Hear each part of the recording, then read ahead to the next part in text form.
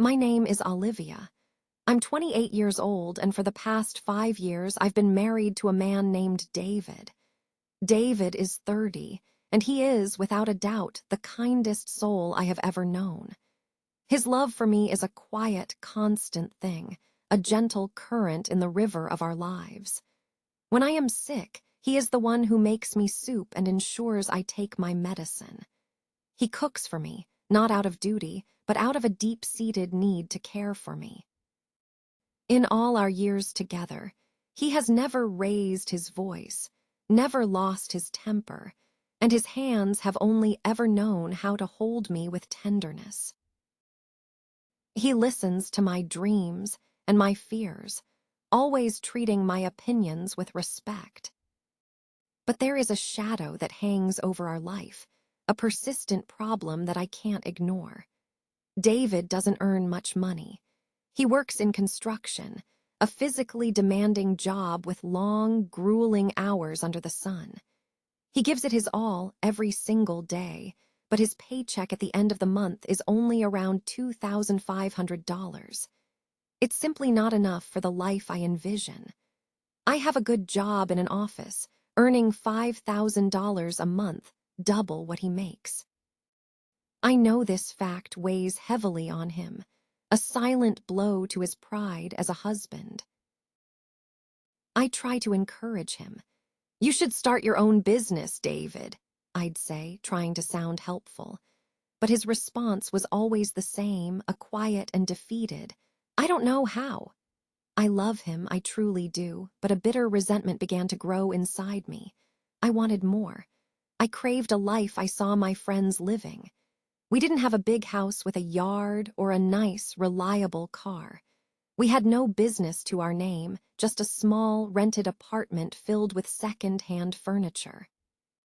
My frustration began to spill out in cruel words. Every day, I found a new way to remind him of his perceived failings. "You are not like other men," I'd tell him, my voice sharp. "Other husbands buy their wives beautiful gifts. They own big houses and successful businesses. You are not providing for me like a good husband should." David would stand there and listen, absorbing every hurtful word. He never argued back, but I could see the sadness dimming the light in his eyes. From his $2,500 salary, he would dutifully send $1,200 to his aging parents every month to help them. He would give the remaining $1,300 to me for our household expenses. It was never enough, and the constant financial pressure made me feel sad and angry. One evening, David came home much later than usual. "Where were you?" I asked, my tone accusatory. "I was out looking for a second job," he said, his voice weary. A flicker of hope ignited within me. "Did you find one?" I pressed. "No," he admitted, "but I will keep trying." The next day, he was gone before the sun rose and returned long after it had set. He looked exhausted, but there was a new determination in his eyes. "I found a second job," he announced. "I'll be working at a restaurant during the nights. It will bring in an extra $2,000 a month." I felt a surge of happiness, of relief.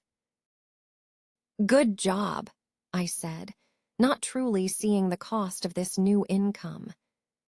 So David began working 2 jobs. Our life changed completely. He was a ghost in our home, waking in darkness and returning in darkness. There was no time to rest, no time to talk, and certainly no time to smile. The easy companionship we once shared vanished, replaced by a heavy, exhausted silence. One night, David stumbled through the door. He looked incredibly weak, and his hands were shaking uncontrollably.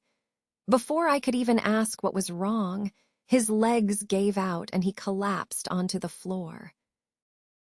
A scream tore from my throat. "David, what happened?" I cried, rushing to his side. I'm just tired, he whispered, his eyes struggling to stay open. Fear, cold and sharp, pierced through me. I got him to the hospital, my heart pounding with every red light we hit. The doctor's diagnosis was simple and devastating. He was suffering from severe exhaustion. He needed complete rest. As I sat by his hospital bed, the doctor's words echoed in my head. Exhaustion. It wasn't an illness that had struck him down, it was me. I had pushed him, criticized him, and belittled him until he worked himself to the point of collapse, all for things we didn't truly need. A wave of guilt so powerful it made me sick washed over me. I cried, clutching his hand, the same hand that had always been so gentle with me. "I am so sorry, David," I sobbed. "I'm so sorry." A faint smile touched his lips. "Don't cry, my love," he whispered. In that sterile, quiet hospital room, I finally realized the truth. David didn't need to be rich to be a good husband. He didn't need to buy me gold or a fancy car. He was already the best husband I could ever ask for. He loved me. He cared for me. He respected me. He was willing to destroy his own health just to make me happy. That was more than enough. I held his hand tighter. "I love you," I said, the words full of a meaning and appreciation I hadn't felt in a long time. He smiled, a genuine, tired smile. "I love you, too.